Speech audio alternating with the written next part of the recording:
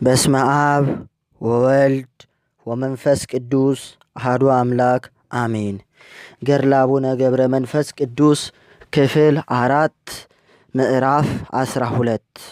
ጸሎቱን በፈጸመ ጊዜ ፋኑኤል መልአክ ከእግዚአብሔር ዘንድ ተላከ። በእጁም 3 ህብስት 3 ጽዋ ተይዞ ነበር። የእነዚያ ቅዱሳን ምግብ ሊሆን ቅዱሱ ደስ አለው።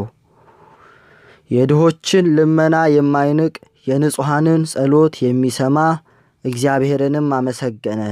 እነዚያንም ቅዱሳን እንዲህ አላቸው፣ እግዚአብሔር የሰጣችሁን ይህን ህብስት ይህን ጽዋ ንሱ፣ ብሉ፣ ጠጡ አላቸው።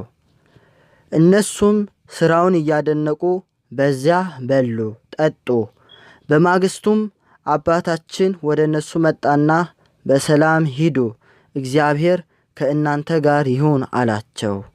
ከዚያም በኋላ የእግዚአብሔርን ሥራ እያደነቁ ወደ ሀገራቸው ተመለሱ። በደረሱም ጊዜ ለአባታችንን ያደረገለትንና የቅዱሱን ዜና በማድነቅ እግዚአብሔር የሚወዱትን የማይተዋቸው ነው እያሉ በቸርነቱ ተደሰቱ። ከዚህም በኋላ ጌታችን ኢየሱስ ክርስቶስ ወደ እርሱ መጣ። ሚካኤልና ገብርኤልን አስከትሎ መላእክትም የወርቅ ሚዛን ይዘዋል። በሚዛኒቱ በአንድ ወገን ገለባ፣ እንክርዳድ፣ ገንጭ አኖረ። በሚዛኒቱ በአንድ ወገንም ማር፣ ወተት፣ ስንዴ አደረገ። የሚዛኑን ጫፍ ያዘ። ማር፣ ወተት፣ ስንዴውም መዘነ።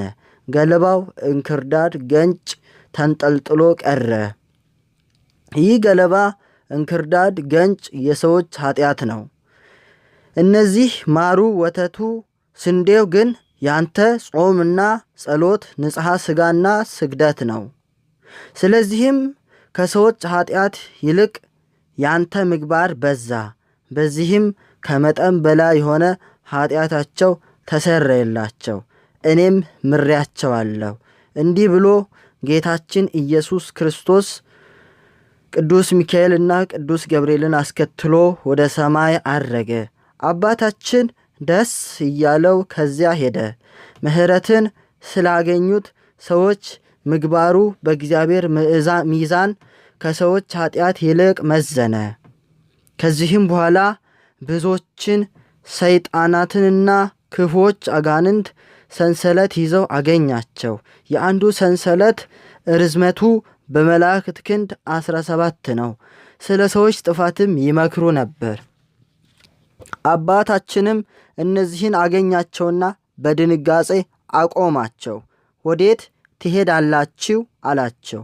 ዳግመኛ ከዓይናቸው እንባን በአንገታቸው ሲያፈሱ አየ። ስለምን ታለቅሳላችሁ አላቸው። እነዚያ ሰይጣናትም ከግብፅ ሀገር ከንሂሳ የመጣ ገብረ መንፈስ ቅዱስ የሚሉት ከቦታችን አሳደውናልና ከሰይጣናትም አንዱ እኔ በቁራ ተመስዬ ዓይኑን አጥፍቼው ነበር አለ።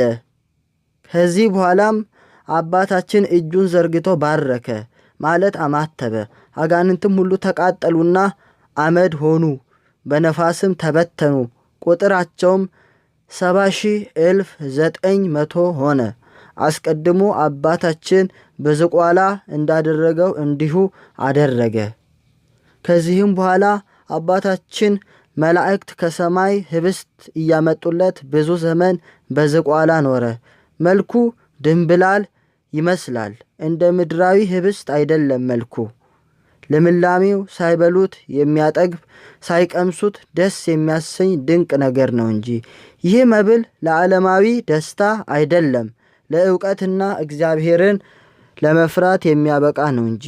እንደ ምድራዊ ህብስት ትዕቢትን፣ ትዝህርትን የሚያመጣ አይደለም፣ ሞትን የሚያሳስብ ኃጢአትን የሚያርቅ ነው እንጂ። እንደ ምድራዊ ህብስት ኃጢአትን የሚያሳስብ ኃጢአትን፣ ክህደትን፣ ስህተትን የሚያመጣ አይደለም፣ ጽድቅን፣ ሃይማኖትን ለማግኘት የሚያበቃ ነው እንጂ። እንደ ምድራዊ ህብስት ሐሜትን፣ ሐሰትን የሚያመጣ አይደለም፣ ልብን ደስ የሚያሰኝ አይነ ልቡናን የሚያበራ ነው እንጂ። እንደ ምድራዊ ህብስት ቂም ቅናትን የሚያመጣ አይደለም፣ በረከትን መልካም ነገርን ሁሉ የሚያድል ነው እንጂ።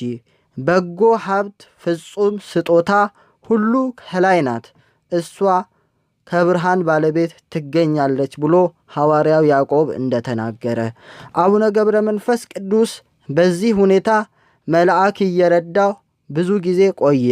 ምግቡን በየጊዜው እንደወደደ ያመጣለት ነበር። የሚያሳጣው ነገር የለም። አባታችንም ይህን ህብስት ይቀበል ነበር።